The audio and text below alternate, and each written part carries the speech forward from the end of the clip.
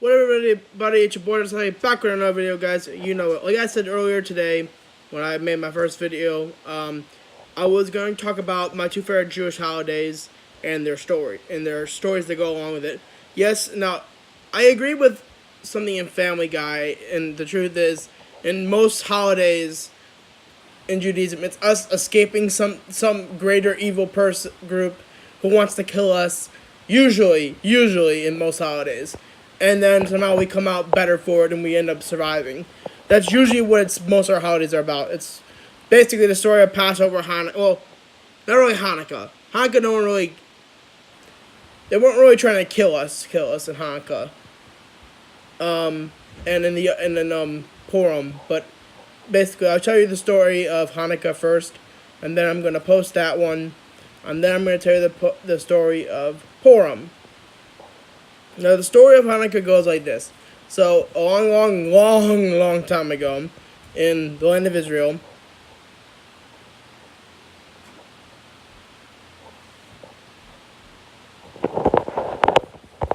sorry guys, my sister was being annoying. Anyway, sorry about that, guys. And so, a long time ago, in the land of Israel, this is the story by Hanukkah. There was around, I don't know what year it was, but there's a giant second temple of Jerusalem. Okay, second temple was the biggest temple for people to go, pray to God. And in the story, around this time, the Greeks came to the land of Israel, and they tried to ascel. And what that means is they basically stated, so the God you worship, you can't worship no more. The story, the stories that you were told, you can no longer tell. The holidays you celebrate, you can no longer celebrate. What you gotta do is you gotta worship the Greek gods, us, Zeus, Poseidon, Hades, and all that. And you gotta pray in Greek, and you gotta read Greek philosophy and be a Greek citizen. And even though you're not Greek, basically they try to take over the land, and the Jews just were not having it. So at one point they got the Greeks got real pissed and ransacked the second temple and almost to its destruction. Now that was sad. Okay, it was messed up. So around the time, there was only like a handful of Jewish people, and there was this guy named Judah Maccabee. Okay, and he was a Jewish male, around 18, 17, 20, I think 18 years old. They never really explain how old he was. He probably was, they say he might have been like 500 years old, but no one was 500 fucking years old. Sorry to tell you that, okay? No one was. He probably was 18 or 19, the best description, or 20 or 25 or something like that. He probably was 25, knowing us, okay? And he had 4 brothers, I think, or 6 brothers, or something like that.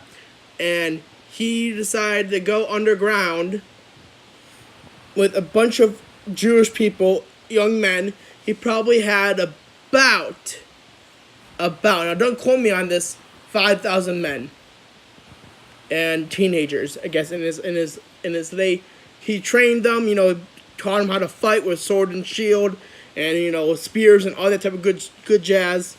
And the Greeks had like 120,000 people and all this type of stuff. And like they had weapons, they had the better weapons, they had better arsenals, they had ships at their disposal, and it came up to the point where Judah Maccabee knew that their team or that their army wouldn't really win a fight because of 2 reasons. 1, they're outnumbered. 2, I don't think none of the men he's been in has ever been in battle. And 3, let's just face it. The Greeks had a better strategical army. Greeks have hundreds of years of military history. The Jews, not so much.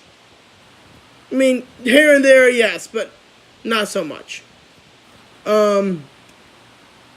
So here's what happens. They decide they dig into these holes in the earth, and they're going to lure the what's it called, the Greek forces close to the holes. And when the Greek forces come to the holes, okay, they're all gonna charge out immediately and start to attack. And to be honestly, the odds were not in their favor, and even in the fight, the odds weren't in their favor. But somehow, by a miracle or a God's miracle, they say, or one of a miracle by God granted, I don't fucking know. I don't even trust some of the stories, anyways. I just like the story itself. It's a great story. It's a good story. They decide, somehow they win. They basically drive the Greek forces, and they're like, okay, the Greek forces are like halfway through, and they're like it was probably like a 2-year battle or a 4-year battle. No one explains how long the war was.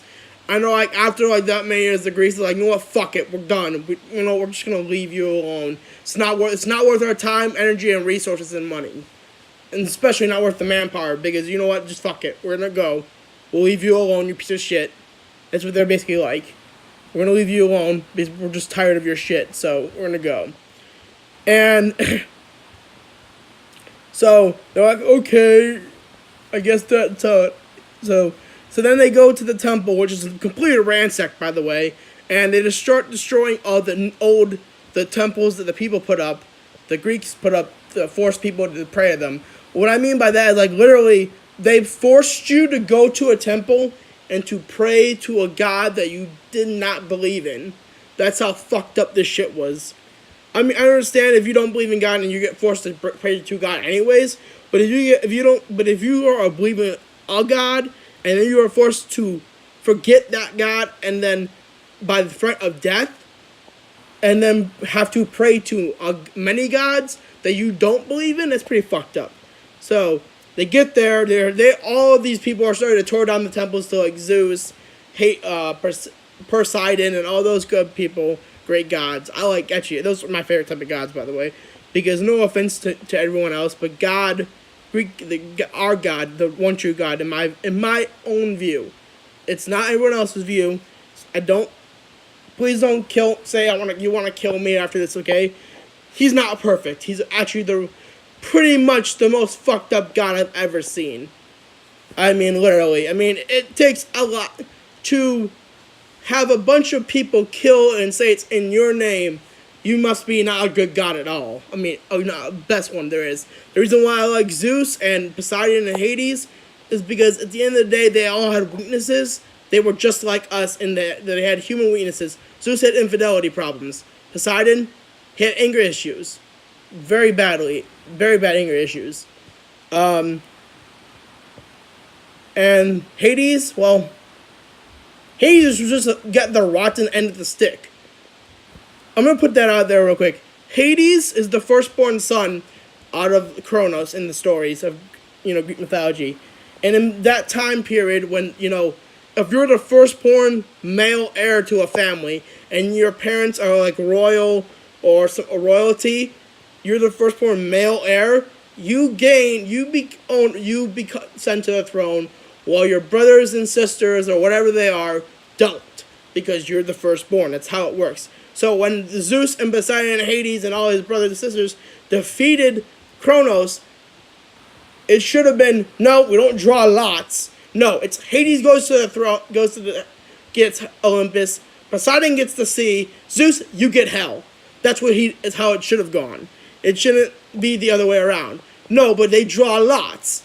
Poseidon gets, the sea, Zeus gets the sky, and Hades, he gets stuck with the underworld. Now, again, many people, well, he's the most evil as God. No, he's not evil. He's misunderstood. He's not evil whatsoever. He is actually, in my view, the one most powerful gods of all time. For one reason. He is the one thing that no mortal can escape. He is death itself. No, he has control over death itself. Now, he is not the god of death. He's just the ruler of the underworld and the god of the underworld. There is a god that's also death. But I forgot the fucking name of him because it's really weird. Back to the video. But I will talk more about mythology if you want me to do it in another video. Let me comment down below if you want to talk more about Greek mythology, because actually it's one of my favorite subjects, and that's why I'm playing Assassin's Creed Odyssey, because I love Greek mythology. And actually, if you go check my Instagram out, I posted a picture of it, and I think I stated, hashtag Assassin's Creed Odyssey, hashtag Ancient Greece Nerd, which I am an Ancient Greece nerd. I love Ancient Greece. Anyways, back to the story. So they go to the temple, and they need to light the menorah, which is like a giant candle opera. If you want to call it a candle opera, you can. It's basically kind of what it is. But it has 8 sticks or slots for 8 candles instead of 1. Or instead of like 4. I think it is for 4 candles. This candle opera has 4 or 3. I think it has 3 for a candle opera. And then so they go to this thing, and they look everywhere, and they can't find oil to light the menorah. But what they do find is a jar that has maybe enough oil for one night, okay? And who found this but a little kid, like a 12-year-old kid found this. You could say it. They don't really specify the age, but I'm guessing it was a 12-year-old kid or something like that. A little kid found the last jar of oil. So they get sent a party to go to the nearest town to get more oil, but the nearest town is a long ways away, farther than an 8-day. It's an 7-day journey. Okay, 7-day journey all the way there and back. And they had just won the war, but they were, again, people's spirits are low because the war was so long. A lot of loved ones died, and probably putting it out there, for being oppressed for so long, a lot of people were like, I just don't know anymore, okay? Like, where was he? The statement would be the good statement. Anyways, the joke is, not the joke, what am I talking about? So Judah puts the oil, the party's already left, okay? And the first day goes by, and Judah goes to his home, and the next day he goes into the temple, and oddly enough, the oil is still, the menorah is still alight, still aflame. He goes the second day, it's still alight. The third day he goes there, it's still alight. Third day, he goes all the way up to 8 days. 7 days after the actual, they had enough to last, but somehow it lasted 8 days. And they say, he's like, oh my God, a miracle happened, and just in enough time, people showed up to, what's it called? People showed up to enough just to, when I say, enough time for the guy to come back with oil, and that's not the story. So it's a miracle of how enough oil, even though enough oil was enough for 1 day, lasted 7 more days to make 8 days in total. So, I guess it's kind of a weird story if you want me to talk about it, but that's basically it. Okay, that's it for this video. Probably come back on later, maybe, I don't know, doing the Purim story. If not later, not today, probably tomorrow then. But I will definitely be doing it. See you later, guys.